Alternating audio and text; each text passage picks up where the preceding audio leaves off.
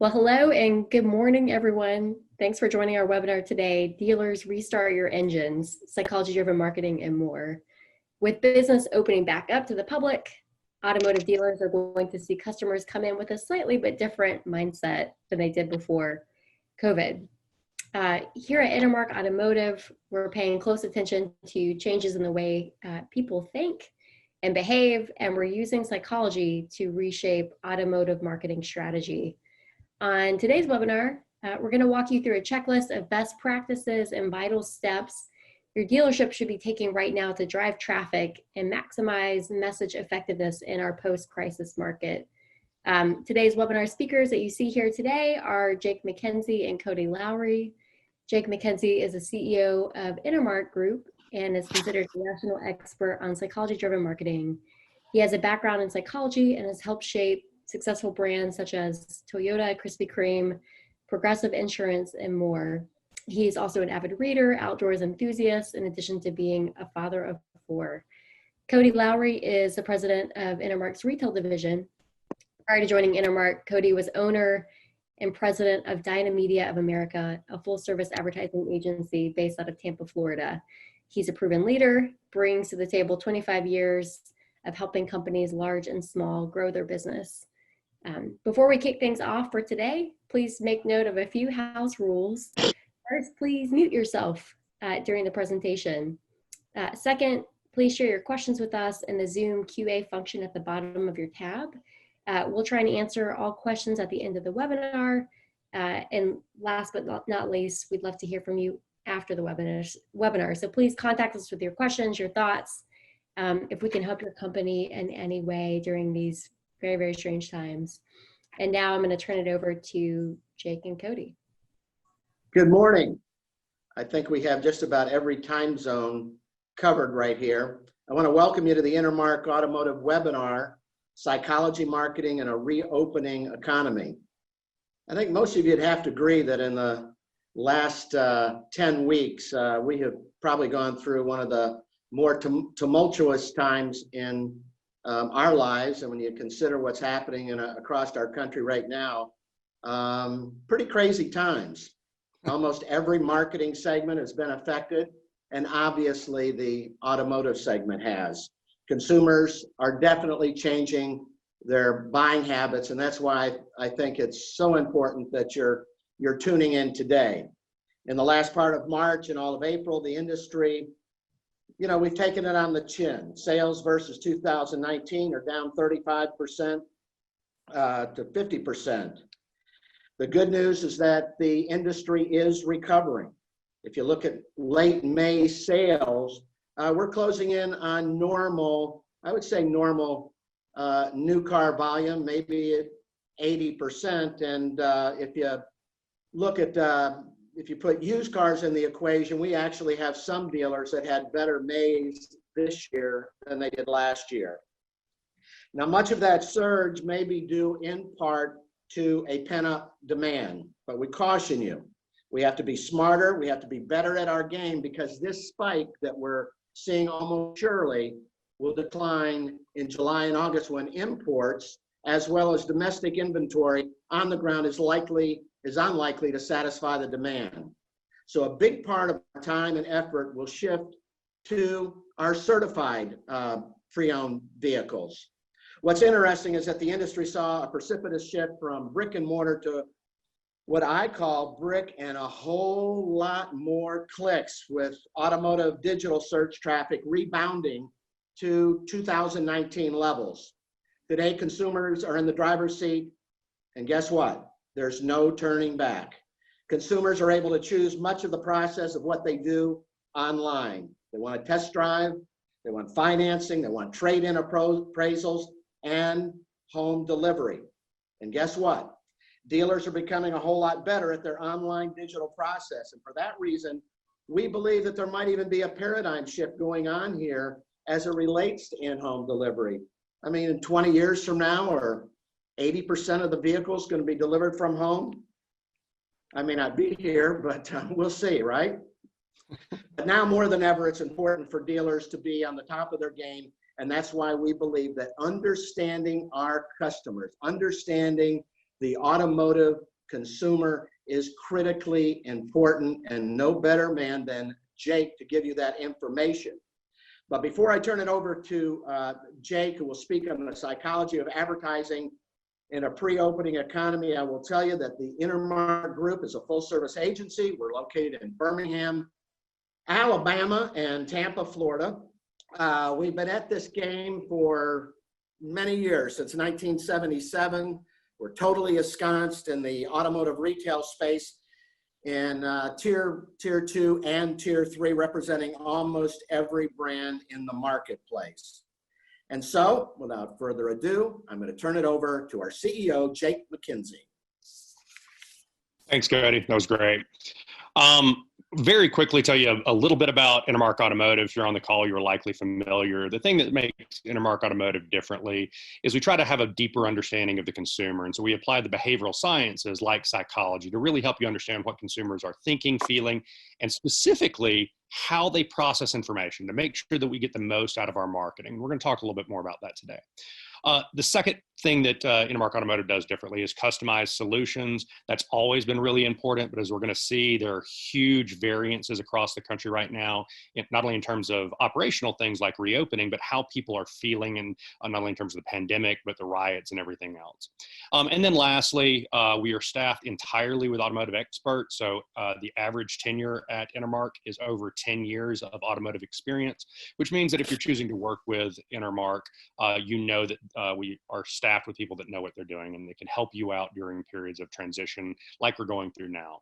So enough of that. We want to dive into the content today because that's what we're here for. And we're going to cover 3 broad topics. The first is an understanding of consumer psychology, of what people are thinking, feeling, and responding to right now. Then we're going to discuss the implications that that has for our marketing. And so we've got some recommendations within there.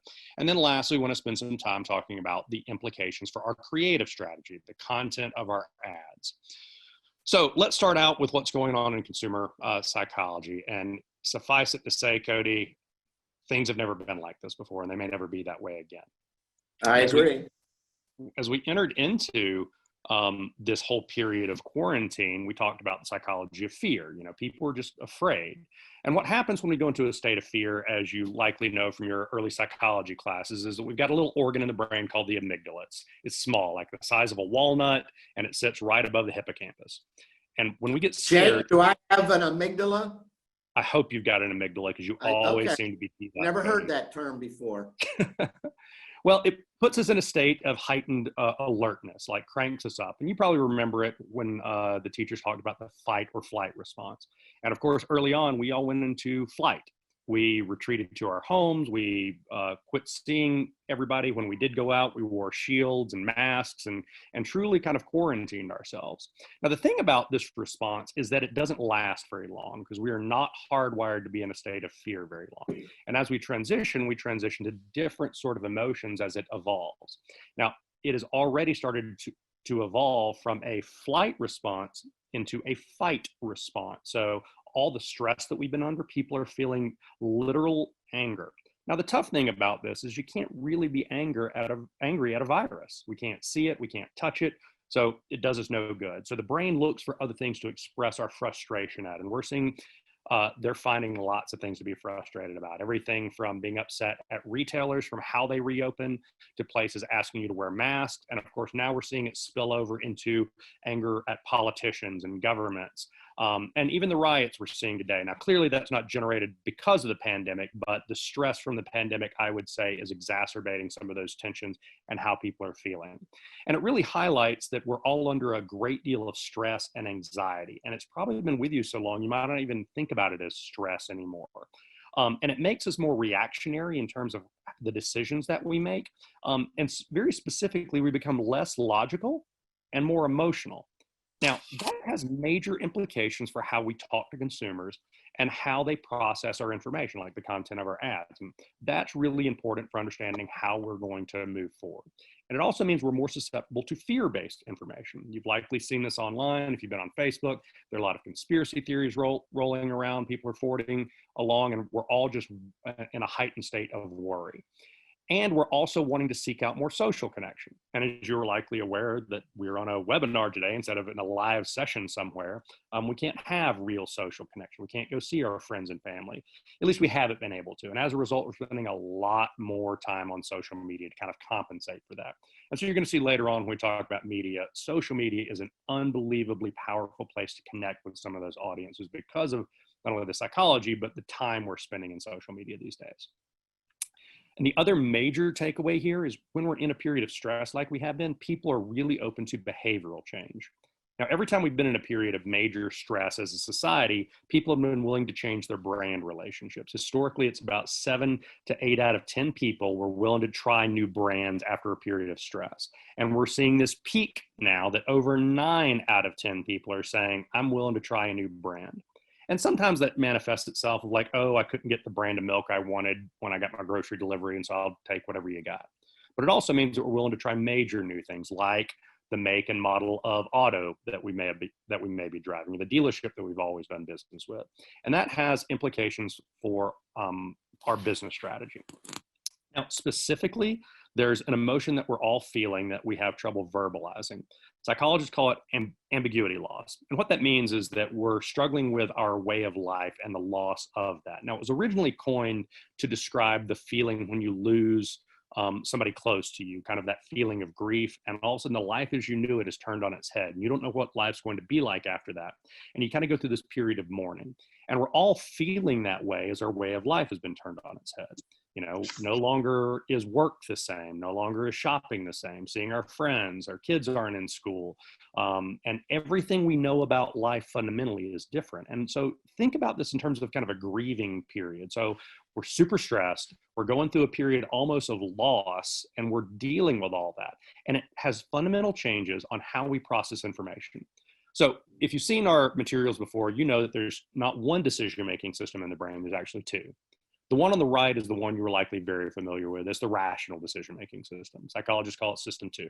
And it is when we weigh the pros and cons of things to come out with optimal decisions. And we usually save this system for things that we consider really important, like buying a car, or buying a house, or making a decision about our kids. And we don't use it that often because it's very resource intensive. The rest of the time we use this other system. And under periods of stress, we stop using system 2 entirely. And we use this other system that psychologists call system 1. And system 1 operates differently. It operates subconsciously, like without your awareness or permission. And think about it as like your gut level decision making. You're making very emotional, reactionary type decisions. And that's what all consumers are in right now, this system 1 level decision making. And it changes how we process information. We don't weigh pros and cons. We don't put nearly as much emphasis on things like price. And rather, we put a lot more emphasis on how does it make us feel. Thus, the content of our ads needs to evolve so that we are connecting with consumers. Now, because we're making system 1 decisions, you can see it in some other ways that consumers are acting. For instance, in the early days of the pandemic, well before we told consumers that they couldn't go to restaurants, they stopped going. And it was because they began to elevate their level of fear.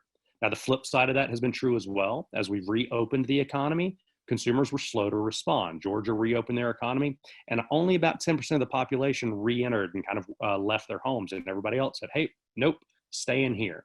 And so they're not taking rational directions from authority leaders like they often do. Rather, they're making kind of that gut level decision making. How do I currently feel? And suffice it to say, people are scared. This shows up in every survey that we have done.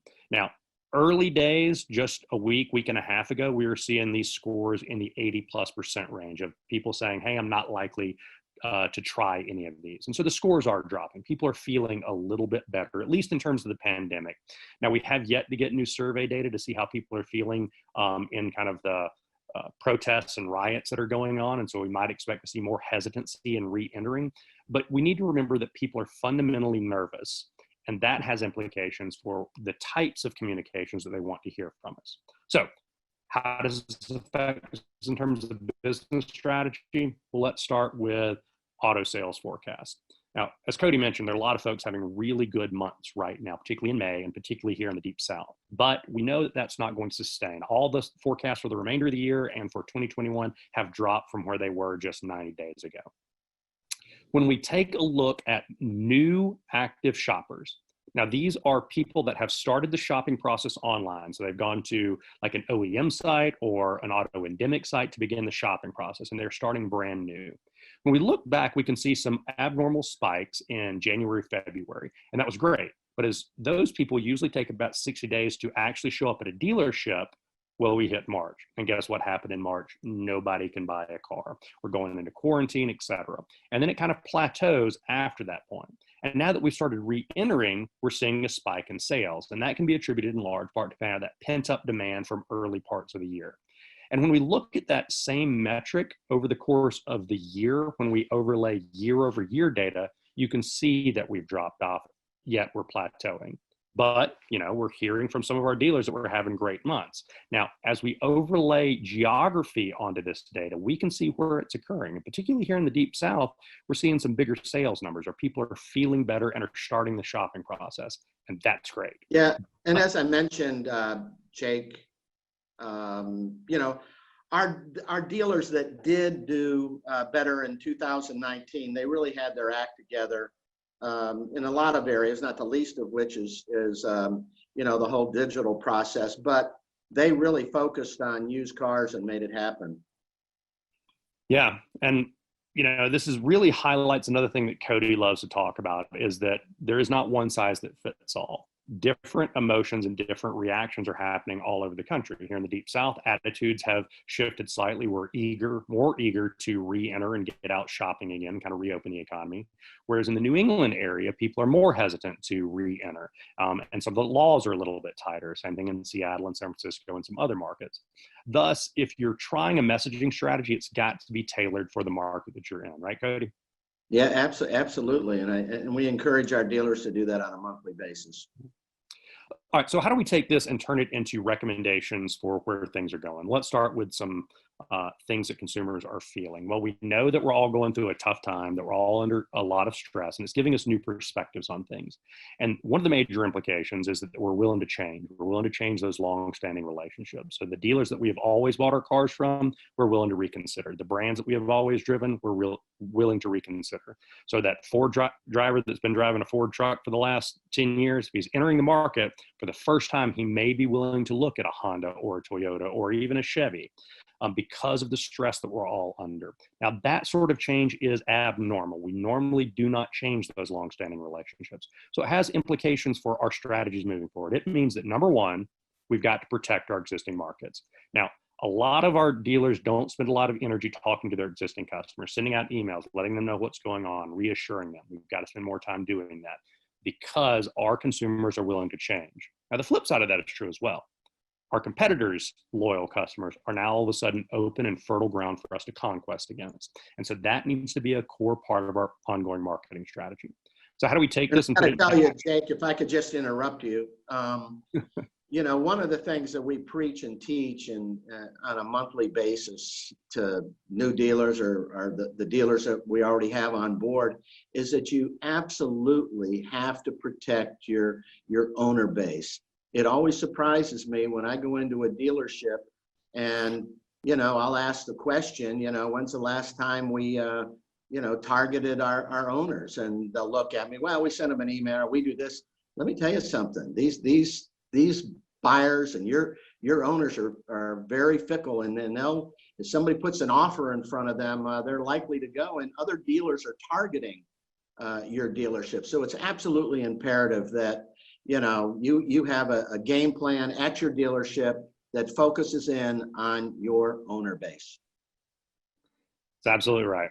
And as we shift into the marketing strategy, here's some very specific recommendations to changes in overall strategy. A lot of these are going to be fairly obvious at this point, some of them not so much. And we'll start with the obvious one. We've got to focus on our online space. We used to talk a lot about, hey, you got to have a great website, you got to have a good online experience, and that's something you should be doing. Now, if you're not doing it, chances are you're not selling a whole lot of cars, because nearly everybody is starting that process online and is going to be shopping you online. And as we look at how this plays out in other industries, we can see that the winners are the folks who are really good in the online space. So I'll show you some ones outside of the automotive industry to relate. So in the pizza space, who's dominating? It's Domino's. In the retail space, who's dominating? It's Amazon. Now, why are they dominating? Well, it's because they've got outstanding digital infrastructure. In short, they make it easy to do business with them. You see some shoes you like or a book you want, it's one click and they'll ship it to your house. You want to order some pizza, one click and they'll send you the last order that you had or any saved orders that you had. And you can even watch the entire process online. And it's the companies that have spent a lot of time making online easy are the ones that are succeeding. So everybody's got a website these days, but not all dealerships are spending a lot of time not only making it easy, but comprehensive, the ability to do everything online. For instance, these days, you can now do the entire trade-in process online, from doing virtual walkarounds of your cars to sending photos in and doing the entire deal online and getting a delivery to your house without ever having to show up at a dealership. You can even take a test drive. That's right. They'll bring the car out to your house and do a test drive. And then the second component of that is we've got to communicate it to consumers. Now, Cody and his team have put together an outstanding example of how to do some of that communication once you've got it in place. It's the safest, most convenient way to shop. RonnieWatkinsFord.com. Shop online and buy with no down payment, no interest, and no monthly payments until summer. Available 24/7, risk-free, worry-free. You have our entire inventory at your fingertips and assistance online with financing and trade values. Complete the entire process online, and we'll even deliver your new vehicle to your driveway. You don't have to set foot in the dealership. No down payment, no interest, and no monthly payments until summer. Log on today. RonnieWatkinsFord.com. Yeah, so I think in this particular spot, I mean, we've covered everything. I mean, we've covered safety, but not to a fault. And as Jake will show you in some numbers in just a few minutes, first and foremost, it was 30 years ago, 20 years ago, 10 years ago, yesterday, and into the future, the deal is still the most important thing. And so we have many offers here. I think the tone is right. I always tell people we speak two languages, a language of words and a language of tones.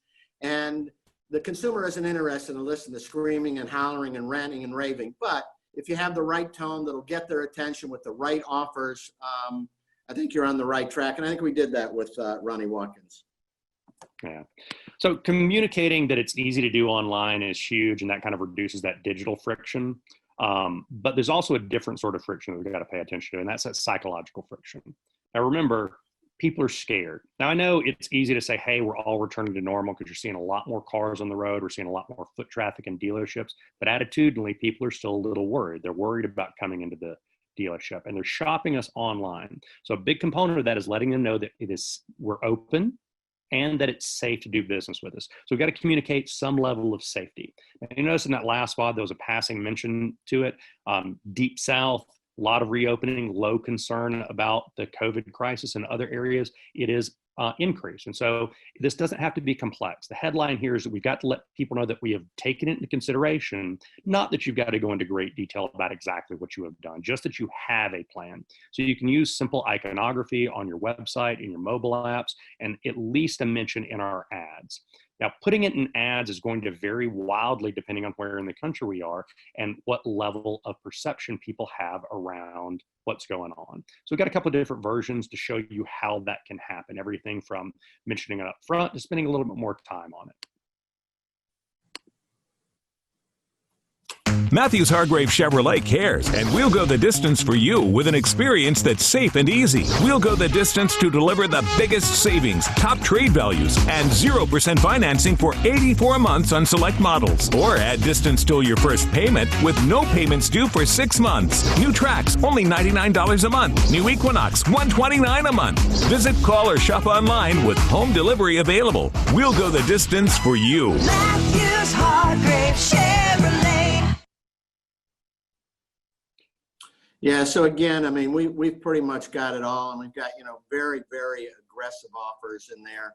I mean, I'd love to buy a Equinox for $129 a month. And, we kind of ended on a jingle. If you guys haven't thought of doing a jingle, it's something you might want to think about, but if you do it, make sure you use it. And in other markets, of course, people are more concerned about COVID. And so you've got to dial up a little bit some of what you're doing to make them feel good about the selection of where they're going, because they're using this as a primary consideration in where they're going to do their shopping, which is something we've never faced before. So here's an example of where we had to dial that up a little bit more. We came together to overcome challenges, and now we're moving forward. At Freedom Honda Sumter, we're better than ever. We've taken every precaution to make sure your visit is safe and easy. Or you can shop online or by phone with delivery to your home. Save with 0.9% financing up to 60 months. Or make no monthly payments for the first 90 days. Better than ever. See Freedom Honda Sumter, building relationships that last. And I love how this is a nice balance of not only that safety message, but that psychological ease. Like, do business with us online. You can do everything online. We'll deliver it to you. So it's really pertinent right now, particularly in markets where they have a high level of concern about reopening and going back out. All right. Around prioritizing safety, we got to make sure people know that we take it seriously. Otherwise, we can really stub our toe. You probably saw this in the last couple of weeks. Frontier Airlines announced that, hey, if you want, you can pay for safety. We'll leave the seat in between you and your neighbor open for $89. Well, the internet was fierce and swift, and this went over like a lead balloon. Within a day, they had taken it back, but already the damage was done. We saw their brand scores plummet. We saw shopping of their website plummet. Because remember, when we're in a system one type of decision making, we don't prioritize things like price nearly as much. We're focused on things like, how does it make me feel? And if you make me feel like you don't care about my safety, I'm not going to do business with you. And this will be a long-lasting effect. Now, we don't want to stub our toe, but we can also turn this on its head. And we can do PR around the things that we are doing. Not just that we are open, but that we're proactively trying to make things safe and easy for the consumer. And the press is looking for great stories to cover, and automotive is a fertile area for this. And as Cody likes to remind people often, or dealerships often forget that PR is a tool in their arsenal. No, it absolutely is. You know, that I've been in this arena a long time, and the generosity of our dealers and the whole dealer groups is amazing. And so many times they don't let their own markets know what they're doing. And so for a lot of our groups, we do have an ongoing PR process that puts them in the forefront of what's happening in their local market. And I got to tell you, if I had a dealership, I would spend some money on PR. So principle number 3 is that we've got to continue to communicate. PR bakes into this. We've got to let consumers know that we are open and doing business. And communication is easy to say, but we often forget the implications that it has. And it has to do with our long-standing share of voice, which leads to market share.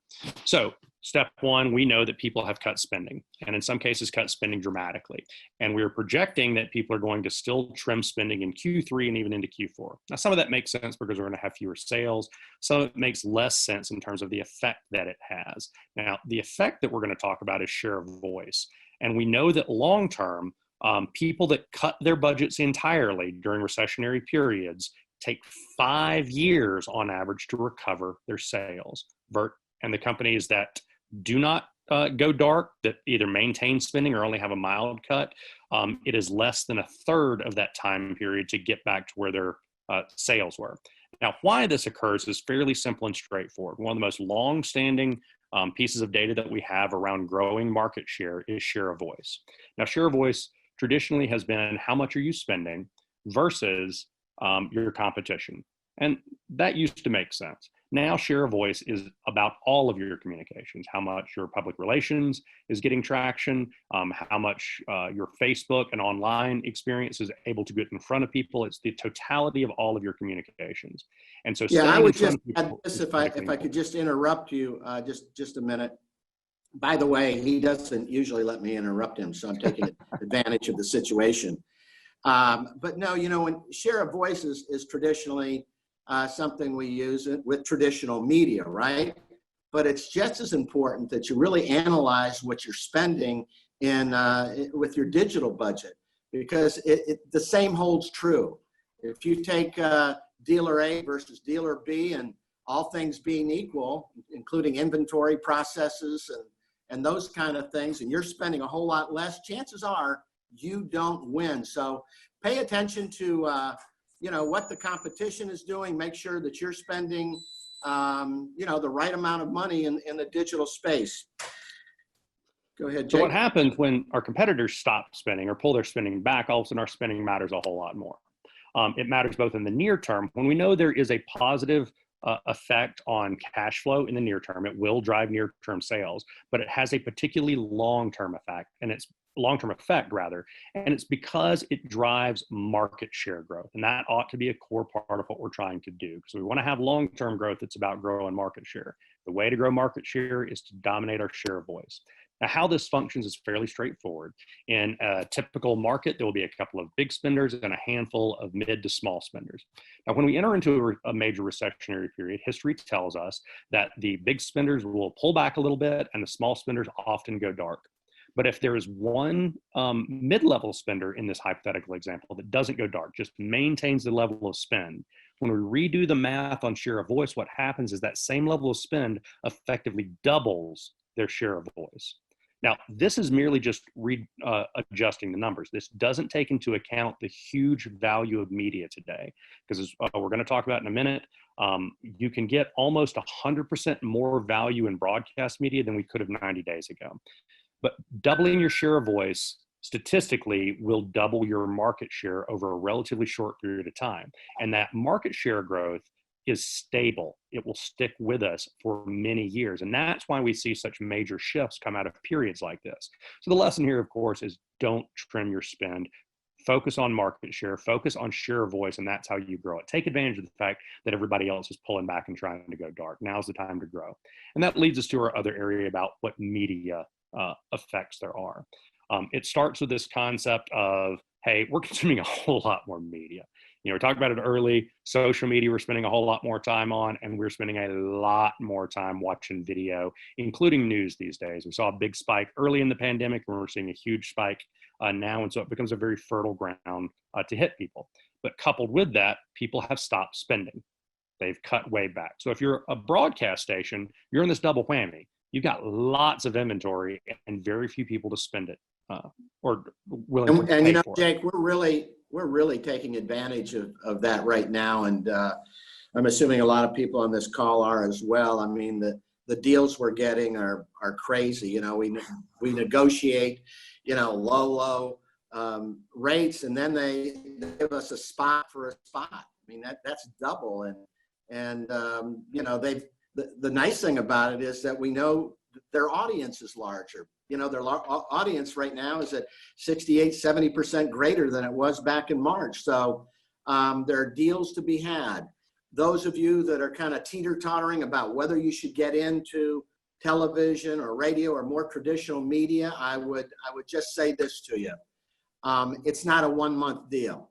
So if you want to get in and establish your brand either on television or radio, make a commitment to it and stay with it.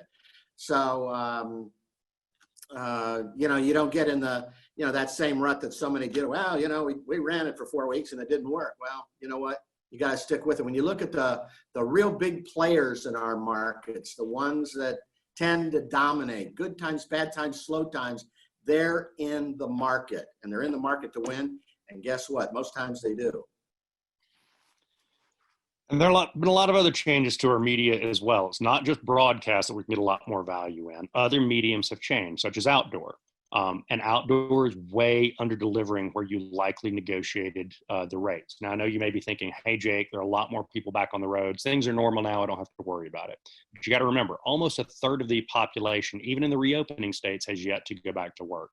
Either they're out of work entirely or they're working from home. So they're not on the roads, which means that your outdoor is under delivering between 20 and 30% at bare minimum. And that same dollar could get you 100% added value or extra return in broadcast. You got to give some serious thought to shifting those dollars around if you can, or at a minimum, go back and renegotiate and get better terms from your outdoor. We also need to take advantage of the fact that people are streaming a lot more video. So if OTT and streaming is a part of your mix, you need to make it one, because not only can we geo-target, we can behaviorally target, we can hit people that are active shoppers in market to make sure that we're hitting that right audience. So streaming is a tremendous place to be. Coupled with that, just online in general needs to be at the front of your media strategy, social media being the front of that. Of course, search is always important, but people are spending a huge amount of time on Facebook and other social mediums, and this is a great place to hit our audience again, because you can behaviorally and geo-target. You can hit those people that are coming into market. Lastly, radio. Radio is still showing good numbers, but people are consuming radio very differently. It's not as much drive time radio anymore. It's a lot more streaming of radio and listening to radio at their home. So while the numbers are still there and we're getting some good values, when you think about your creative strategy, it's important to consider how you use radio. All of a sudden, that drive time radio, we're asking people to stop in while they're out, isn't going to be nearly as effective. And so at a minimum, you've got to take into consideration how people are consuming radio and change our tone a little bit in that space. And Jake, if we could just back up a little bit on social and talk specifically about Facebook. I tell you, I didn't come around to really buying into Facebook until about 1.5 years ago. And I wish I would have found it sooner, but I did. And I got to tell you, we are knocking it out of the park on Facebook. We actually have a process that I think many dealers in the country are aware of, where you can actually go in and target people at the lowest level of the funnel. It's real-time buyers buying your product or somebody else's product. Target them, send them a dynamic ad, and then it goes to Facebook, and we follow them around. One of the pitfalls of Facebook, as great as it is that we don't always pay attention to the people that are messaging us like we normally would if they walked into our showroom, or if they, you know, they got to us vis-a-vis the internet. And these people, when they message us on Facebook, they want to communicate. And so we got to make sure that we have people in our dealership that are taking care of that and jumping on it, as we would with a digital customer, somebody that walked into the showroom. So as we recap some of those marketing strategy recommendations, we got to reduce online friction, make the shopping experience online easy, and we got to communicate it. In that communication, we got to make a nod to safety, let people know that we have a plan. We've got to continue to communicate. Focusing on share of voice is the most important factor, because that's what drives our market share. Market share growth ought to be top of your list in terms of goals right now. And as a part of that, you need to reevaluate your media. Go back in and at least renegotiate and take a look at how you're moving forward, and it ought to be digital heavy on the front end. So shifting gears a little bit into our last topic area, into messaging strategy. Because we're processing information very differently, we expect to hear different messages within our creative. Some of those lessons are fairly straightforward. We'll start with the first, and that's to spend a little bit more energy on branding. Now, branding psychologically is merely answering the question, why you? Why should I do business with you rather than somewhere else? And I've heard from a lot of dealers over the years of, hey, branding's not that important in the auto space. Couldn't be more true even in the best of times, but particularly during times of crisis, brand becomes critically important. And we're going to see that on a number of levels, not just in terms of how quickly dealerships recover, but how they sustain themselves long term.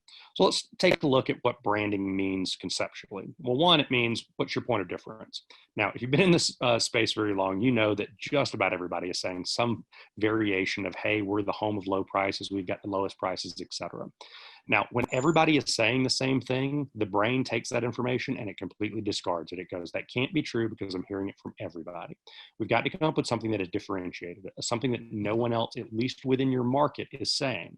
So being the home of low prices or having the lowest price is an impossible thing to maintain. So that can't be our point of differentiation. Rather, there are lots of other ways to tackle this. Here's a good example of a more emotional driven way that somebody has addressed brand. Through the years, we've kept you driving just as far as you wanted to go. There have been highways and dusty old winding roads. We're right here in Columbus. We're a part of your family. Steady and true, next in the Chevy and you. Next in Chevrolet. Oh, standing behind you, driving beside you, and we'll always be there. Keeping the promise.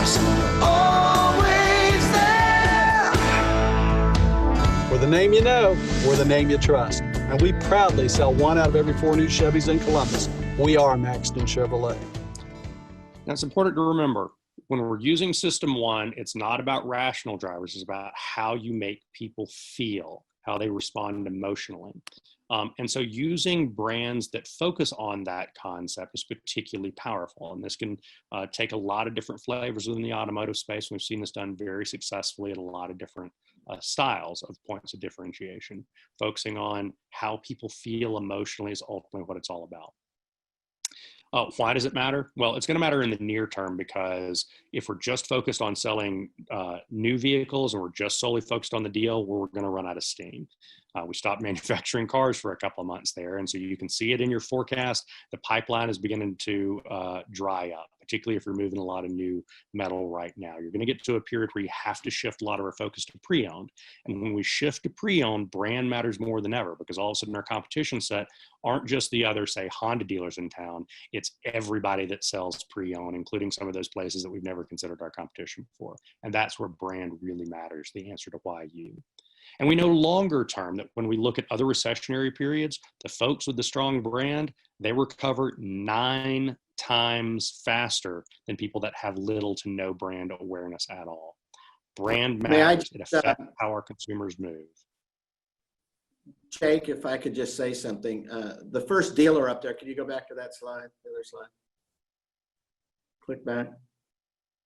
At any rate, you saw Van York building relationships that last. And that has been, you know, part of the flags that they wave to, you know, that whole market. I won't get into how well they do in that in their particular market, but I will tell you that there's continuity in every channel of the advertising, and it's building relationships that last. And we brand that particular chain of stores the first 10 days of every month with a building relationships that last message, and it's really paid off in spades. And now's the time you reap the benefit of that strong brand. All right. So lesson number 2 within our creative, we need to focus on being local. Now, a lot of us do this intuitively, and it makes sense to be a part of the local community. But attitudinally, people have renewed an emphasis on taking care of local businesses. Now, a lot of this are local restaurants and local establishments like that, local healthcare workers, but it's going to extend to every local business. So emphasizing that we're part of the local community is critical. Now, and I think what Jake is really referencing is the tier 2 world. Sometimes we'll be in a market, and you know, you look at a TV spot in Florida and it's got mountains in the background. So in our tier 2 world, we make sure that we shoot local footage. Go ahead, Jake. Yeah, that's exactly right. And here's a good example of taking advantage of that localness so that people feel like it's part of the community. It's Truck Month at your Tennessee Valley Chevy dealers. It's time to get back to work in the most dependable, longest-lasting truck on the road, Chevy Silverado, the #1 selling truck in the Tennessee Valley. With power tailgate, advanced trailering technology, and more. Save $7,000 on new Silverados, or get 0 APR for 84 months and no payments for 120 days on the 2020 Silverado, Equinox, or Trax, plus every new 2019 Chevy in stock. See your Tennessee Valley Chevy dealers. And that localness is important to remember, doesn't work on a rational level. It's not a system 2 sort of decision. It's an emotional driven decision, like, oh, I recognize those places. That's where I live. Thus, I feel better about it. And because we feel better about it, it's more powerful in terms of shaping our behavior. All right. Lesson number 3 is offers. And offers are always a huge driver in the automotive space, always have been, always will be. They're particularly powerful right now. When we look at survey data about what consumers want right now, a lot of the responses have to do with safety, as we've talked about, but number 1 continues to be, I can get a great deal. I can get a big discount. It's a good time to buy. Now, always been true, but we've got to change slightly how we talk about offers. The first is that we got to remember that unless we give a good reason why there's a sale, those incentives will fade in terms of their effectiveness. They will become tougher each and every month as consumers feel like, oh, there's always a sale going on. Thus, we've got to answer, why are we having a sale? And this isn't hard to do. We just need to bake it into our creative. The second thing is we need to give some consideration to alternative sorts of offers. And this can take advantage of several different flavors because people are making system one decisions. It's about how you make me feel. So things like income protection, make them feel secure. Like, oh, if you lose your job in the next 6 months, well, we'll just take the car back. We can buy insurance for that. And in most cases, it's a whole lot cheaper than discounting the cars many thousands of dollars. We can also do things like deferred payments, which is very responsive to people right now and making them feel secure in where they are. Like, oh, I'll be able to know that my job's secure 6 months from now. So I'll go ahead and make the decision today and pulling me into market. So focusing on how we make people feel with those sorts of offers can be particularly powerful. But when we get around to making a specific offer, it's important to remember that not all offers are the same. And it has to do with this concept called framing, and that's how we process offers. And there are really three fundamental ways that we can merchandise a vehicle or put Hey, an offer. Jay, can you slow down just a bit? The video is just lagging a bit here.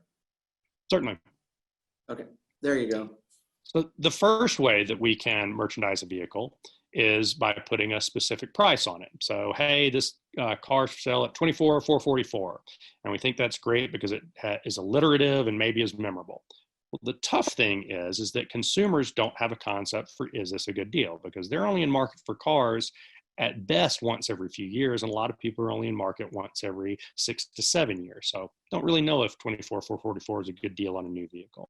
So the other way that we can make an offer is by giving us a set dollar amount. This is how much it's off of MSRP or a value package or something like that. Well, and I know $5,000 is a lot of money and would love to have $5,000 in my pocket. So that's a little bit stronger way of talking to me as a consumer. Well, the third way is by putting a specific payment on it. Now, consumers have a very strong frame of reference for a payment. $239 a month, I know how much that is, and I know if I can afford that each month. So they've got a great frame of reference for that, and thus it has the most powerful effect in shaping behavior. Now, the challenge with all this is that all offers work, but they don't all work equally as well. Thus, we need to focus on answering the question, what works best? And we know that the data is overwhelming in terms of payments work the best in terms of displaying offers. That doesn't mean we use them exclusively, but we've got to lead with those in most of our examples. And the least effective is putting a set price on a car because people have no frame of reference for what that is. All right. Principle number 4, in terms of improving our creative, is avoiding cliches. Now, we are consuming a lot more media, and as a result, we are seeing the same sorts of messages over and over again. And there's been kind of a dearth of creativity over the last couple of months as people are hearing the same messages, and put together this short video kind of illustrating that everybody's saying the same things, both inside the auto industry and outside. It's like everyone is reading from the same script.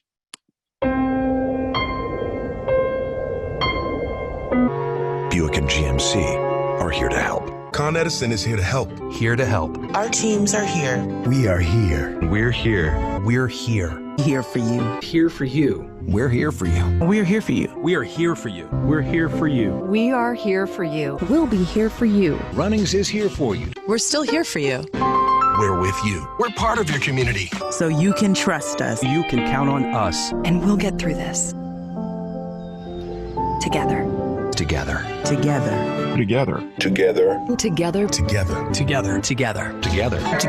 Together. Together. Together. Together. Together. Together. And together. Together. Together. Together. Together. Together. Together. Together. Together. Together.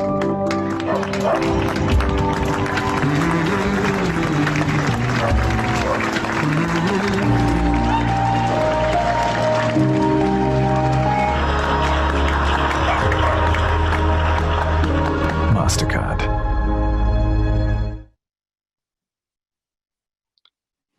And just like in the brand space, when the brain sees the same message over and over again, it becomes numb to it. It stops paying attention to it. So a lot of those cliches are building up even faster than they normally do. And so it's important to be aware of some of those cliches and just to not use them, because if you say terms like, we're all in this together, people just don't even hear it. So you're wasting airtime. And let's at least change the terminology we're using, if not have a completely different approach. And the last point, of course, is to be responsive.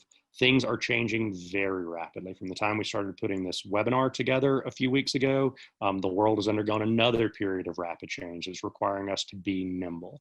And those changes vary by markets. Don't take the same creative that people are running in a dozen other markets and think that it's going to work equally well in yours, because it's not. So how do we take all of those principles from messaging and boil them down? One is to build our brand and to spend a little bit of time focusing on our point of differentiation. Why us? Two is be local, particularly in the tier 2 space. This is particularly critical. Local footage, local terminology, et cetera, is highly effective, always is, but particularly right now. Number 3, be very specific about how we merchandise our vehicles and think about how we have offers. The payment offers are particularly powerful, and alternative offers that make people feel better and reduce their cognitive dissonance are particularly powerful right now. And then lastly, let's avoid those cliches, because we're just wasting airtime because they have very little effectiveness. So covered a whole lot of ground today. Want to thank everybody for joining us. I hope you've got a few questions, and we'll dive in and answer a few of those. If you like today's content, feel free to go to our website. We've got a lot more psychology-driven content that you can see there in our blog. You can visit us on any of the social mediums. We've got a lot more videos that discuss how to merchandise vehicles psychologically to get better outcomes. And we'll also have some upcoming webinars that will continue discussing this topic, particularly as the psychology of consumers continues to evolve. If you have specific questions, you want to dive in a little bit more, you want to talk more about your dealership or your business, send Cody or I an email. We are happy to schedule some time to talk with you about your market, share some data about what's going on with your consumers, and to really help you improve your overall marketing performance. So we'll take a couple of minutes and answer some questions. Jake, I've got a couple for you if you want to walk through these. One of the first questions. What % of my ad spend should be on traditional versus digital media right now? Well, that's a pretty good question, and it comes up quite often. And I can tell you, it depends on the market. You know, I think some of the dealers that are sitting on the fringe of a major DMA are really sitting in the catbird seat, because they don't have to spend as much money to dominate their local part of that area as maybe somebody in the metro market does.